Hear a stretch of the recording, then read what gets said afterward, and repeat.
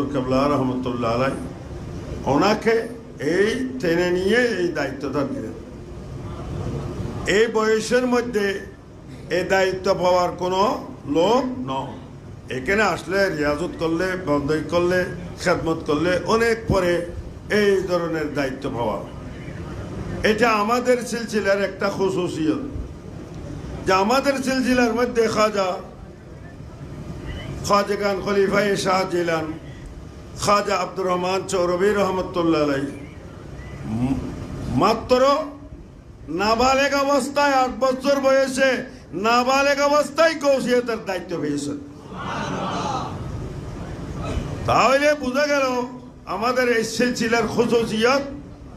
এখানে বয়স বেশ কম কিছু নাই, অল্প বয়স হলেও তাকে আল্লাহর যদি দয়া হয়, রসুলের নেগাহ করম হয়, গৌস পাকের যদি দৃষ্টি